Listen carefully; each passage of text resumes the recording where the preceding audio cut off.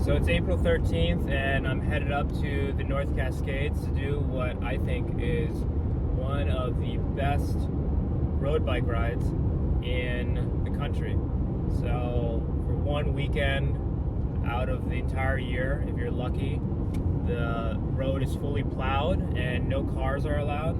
So you're just biking through this road that cuts through the North Cascades National Park, and you've got no cars, and it's a lot of climbing, but you're surrounded by beautiful mountains. And I've done it once before and the road wasn't fully plowed.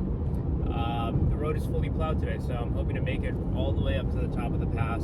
I'll be solo again, and I'll share what that's like, but I'll also do a little bit of a focus on how I hydrate and how I feed myself for an endurance ride. It's still early in the season, so I'm not in the best cycling shape as I would be if it was later in the season, but it's going to be a fun time nonetheless. So yeah, let's do it. First thing you do for nutrition is a good breakfast. Overnight oats that I made last night, eating it at red lights and whatnot. If you're going to do a big day, make sure you fuel yourself properly. All into fasted training and whatnot, but when you're trying to perform, you got to be fueled up. This isn't a training day, this is a performance day. So yeah, overnight oats, eat them in the car, make them the night before, put a bunch of good stuff in it, like what I'll write over here, I guess, somewhere. Yeah, 2.5 hour drive from Seattle to get to the North Cascades trailhead, and this should be done by the time I get there. The other thing that's important, that seems a little obvious, but I'll mention anyway, is hydrating in the morning and the day before. So if you had terrible hydration and nutrition the day before, you're going to be already starting at a deficit. Hydrate well the day before. But the morning of, well, pretty much every morning, I try to drink up to half a liter of water with a little bit of salt in it. You know, shake that up, dissolve the salt, and that sets me off on the right foot because I haven't been hydrating while I was asleep. So start with that in the morning, and then you'll see when I get to the trailhead, I slam down about half a liter of water. I have generally a rule where if you, on any hike or ski tour or bike ride, if you're drinking water in the first hour from your stash, your reserves, you kind of screwed up a little bit, because you didn't drink enough water at the car. You should be loaded up. Now, why is that? It just means you can carry less water when you're out on your trip. So first hour, you shouldn't be drinking water because you should slam down up to half a liter of water. I'm gonna drink water with Scratch Labs in it. Scratch Labs is a brand I like. It uses real fruit chunks.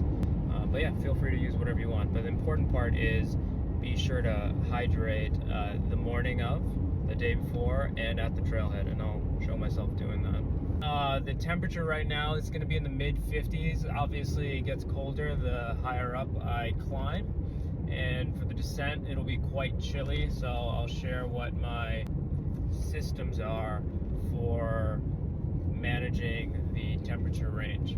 There's going to be a lot of snow clinging to the high peaks, at least, so that'll be really beautiful, and I can already see it on this drive. So I'm really excited, and it's just such an awesome day. I mean, like, a day like this comes once every few years where the pass is entirely open, the weather's great, and you don't have plans already made.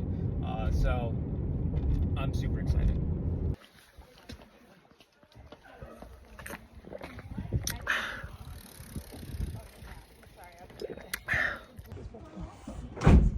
Yeah, don't pull the button. You know what happens when I... Yeah, no, not the window.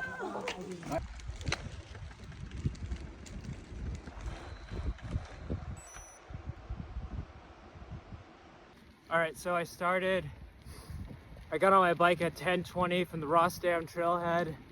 So I try to stop for a snack or snack on the bike every 45 minutes. And I'll adjust that by plus or minus 5-7 minutes, depending on the level of effort. So if it's really hot, it's later in the day when I've been pushing lots of mileage, I might make it 40 minutes. But if it's pretty chill and easy and downhill, I might make it 50 minutes. So I decided to just check in at 11 a.m. So I started at 10:20. I'll check in with myself at 11 a.m. I'll pause for a snack, and we'll talk about that when we get there. But I don't have a helmet on right now because I'm pedaling uphill pretty slowly. There's obviously no cars, the road is wide open. I'd have to be wanting to inflict harm on myself if I wanted to fall. So that's just a personal choice. Helmet is on the back. I guess you can't really see it, but yeah, so it's a great day. It's a little chilly, but wouldn't want to be anywhere else. All right, so it's been exactly 40 minutes since I started, covered almost 10 miles, 700 feet of climbing, and let me just show you the views here. That's what I'll be descending, but that's what I'm climbing right now. It's been a gentle climb so far, but following my rule of like 40-45 minutes, stop for a break. I'm gonna make this a quick one, but obviously a little slow because I'm recording this. Having some snacks, so I try to aim for 150 calories of snacks, and then towards lunchtime maybe 200, and then I'll have about 12 ounces of water, and I'll bump that up or down based on whether it's a hot sweaty day and how late into how much mileage I've already done. The water has scratch slabs, as I said earlier, and it's got calories in it too, so essentially I get close to 200 calories, and then around lunchtime maybe I'll get about 250. If I'm doing a descent, I'll load up a little bit more because it's a bit more restful, although you still pedal hard to get speed on descent. So that took 5 minutes exact. I took some photos of that beautiful peak back there. I had my snacks, I had my water. I charged my AirPods and then put them back in my ear just to make sure they keep going.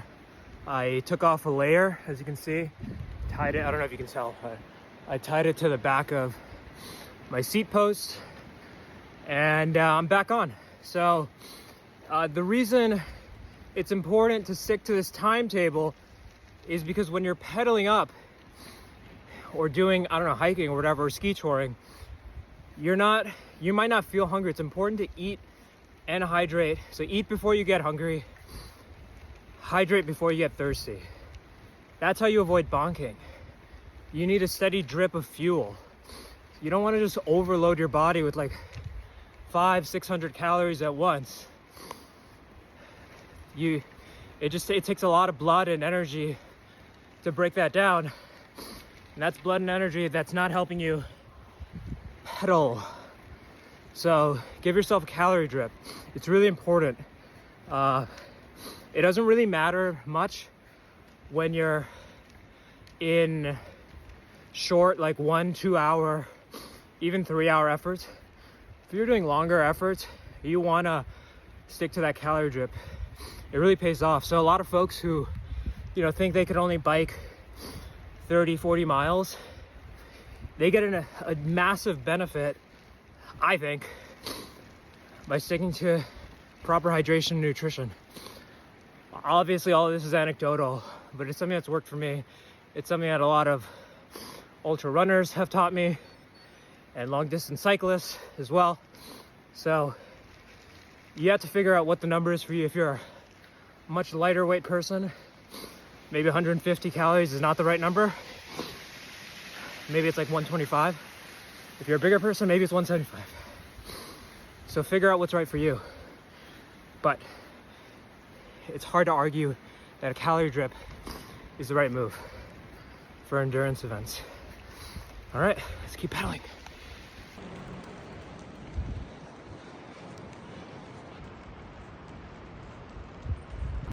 So I should have mentioned, I noted what time I finished my snack break, which was 11:05.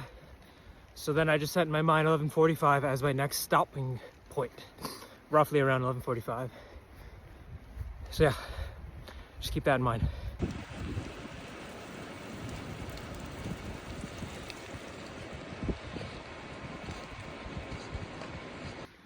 So another important caveat to add is that the 45-minute rough timing is actual time, not moving time.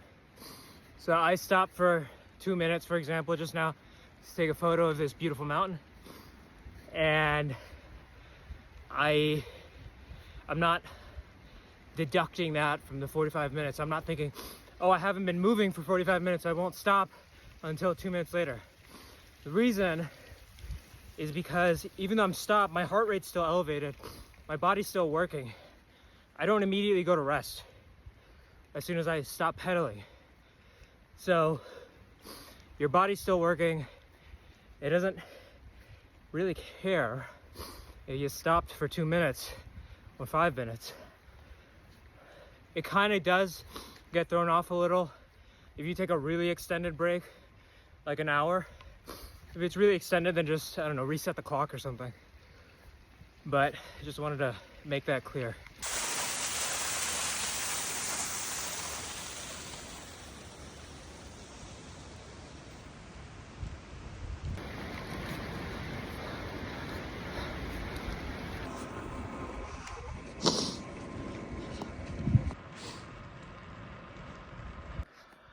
All right, so I pushed my 45-minute thing about 5 minutes. So it's 11:50 now. I was in a groove. You can see it's pretty flat here. But you got to be strict with the thing. You can't just ignore the thing because you're in a Zen mode or you want to catch the next person ahead of you. So this is a second break. I'm about to put some sunscreen on. So why the gloves are off, so a little bit longer of a break. I should note that the kinds of snacks I'm eating early on are kind of fruit-based snacks, like really simple sugar stuff. So energy gels are great, and then I'll switch over because they're the sweetest things and I'll get sick of them later. So I start with that. And then I'll switch over like chocolate-based things, and then towards the end I'll, you know, do some nuts and rice crackers and all that kind of stuff. So yeah, been good. I think it's been 17 miles. That's pretty good. Awesome. All right, so that was another 5-minute break exactly. I did sunscreen. I did about 150 calories of snacks, had a goo energy gel, had a bunch of water, maybe about 15 ounces, 13 ounces, and applied sunscreen. I peed. That's what I want to talk about now. So if it's been about 2.5 hours and you haven't peed, you don't have the urge to pee, then that might be a sign that you weren't hydrating right. And this is especially if you peed at the trailhead too. So keep that in mind. So I peed. The other thing, if you can, it's not always possible, but the color of your pee should be like a straw yellow. You don't want it to be too clear. So just use these signals to monitor how hydrated you are. And then in terms of how fatigued I am, I just check my heart rate basically. I try to stay in a zone 2. Occasionally I'll bump into a zone 3 pace. I should be able to hold a conversation like I'm doing now. And try to avoid trying to blitz up stuff and say, oh, I'll just recover later. It actually is taxing to you in a different way than just maintaining a steady pace. So yeah, check it out. Beautiful. So I guess in terms of how much mileage and distance I've covered, blah blah blah. In terms of mileage, it's been 1 hour and 40 minutes since the trailhead. I have covered 17 miles and 2,100 feet. So, but I don't really pay attention to that too much. Just you go up. Like I don't use that to determine my nutrition. I just go based on how my body feels and how long it's been since the last break and how hot it is and how much I'm sweating, that kind of thing.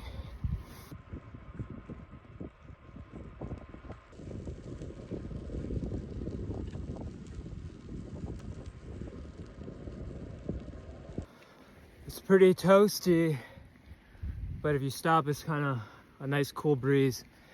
The mountains are gorgeous. This is so beautiful. Feel lucky to be here. In terms of how I'm feeling in the legs. Feel fine. A little happy that it's almost done.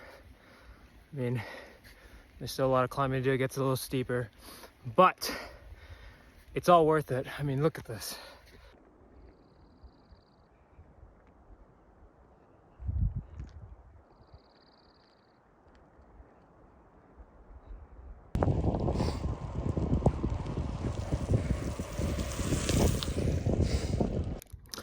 All right, so it's 12:40 p.m. So stopping 5 minutes early. Reason is this is a really scenic part. It's kind of flat. I'm about to descend a little bit before I climb again, so it just seems ideal. So I stopped 5 minutes early. Gonna have some chocolates now.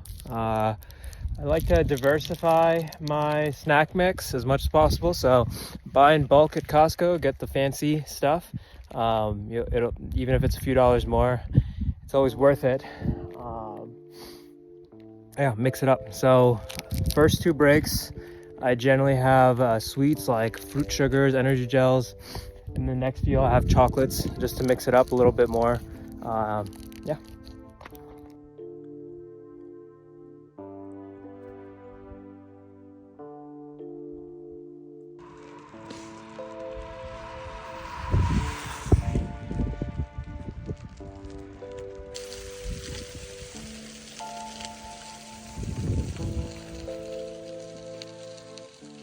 All right, so I'm almost at the top. The views are spectacular. I just wanted to show the Patagonia Air Shed Pro, which is the top I'm wearing. It's got a 2-way zipper, and it's amazing for moments like this when the sun is pretty high and I want to protect my face from being sunburned, my ears, back of my neck, but I still want to stay cool, so I want to ventilate. So I like it. It's really lightweight, so it doesn't really feel like I'm suffocating my skin. It keeps me cooler than having sun exposure on me.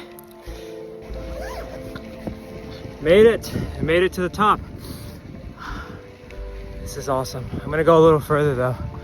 Do a little descent and then climb back out just for some more views.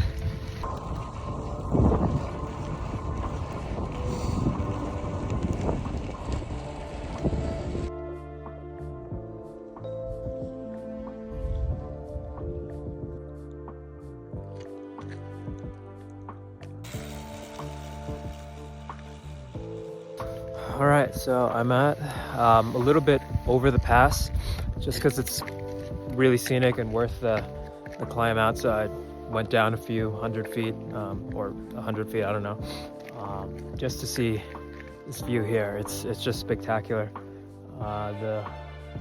This valley is just so gorgeous. Did a lot of climbing here. There's a lot of special memories, so it's awesome to just be here with no cars and bunch of happy people on bikes. So something else that I'll call out is that on mountain descents, I take my fingerless gloves and I just wrap them in like kitchen-like gloves. These are the black ones. They look cool. They trap, I mean, maybe they're warmer because they're black, but in any case, that's like a wind barrier, and it's already in my repair kit in case I don't want to get my hands dirty touching like bike chain grease or something. So really versatile piece. Highly recommend for like these big mountain descents when all that wind can freeze your fingers. Keeps it cool.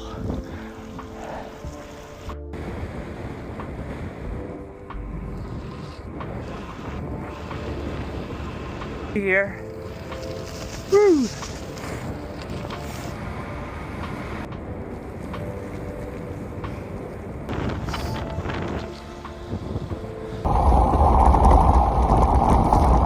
I'm soaked!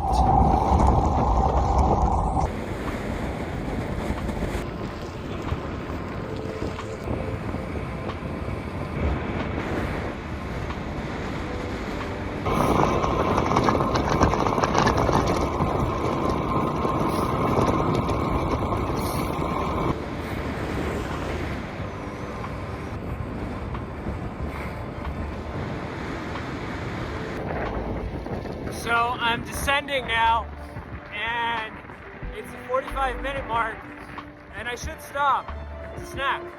You don't have to exactly stop.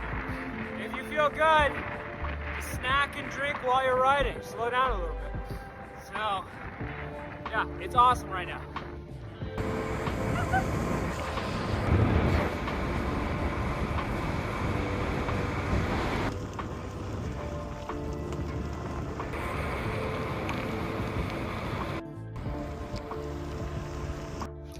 So just made it back to the car. 4.5 hours of riding, 58 miles about, and a little over 5,000 feet of climbing. Feel great. Hamstring cramped a little bit near the end, but you know, just stretched it out and it was fine after a minute. Yeah. So here's what I do when I get back to the car to ensure that the recovery is good. So even though I did the ride, there's still more. All right, so the first step is to get out of this outfit and bike shoes and into some more comfortable clothes. All right, so the next step after I change my clothes, after a long bike ride, I just kind of sit in the back seat of the car. I stick my legs up like so, if you can see, and I use a massage gun. And I just want to relax my legs a little bit.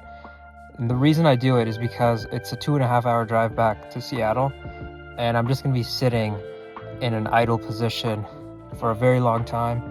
So I'd like to relax the legs a little bit, bring some fresh blood flow back to them.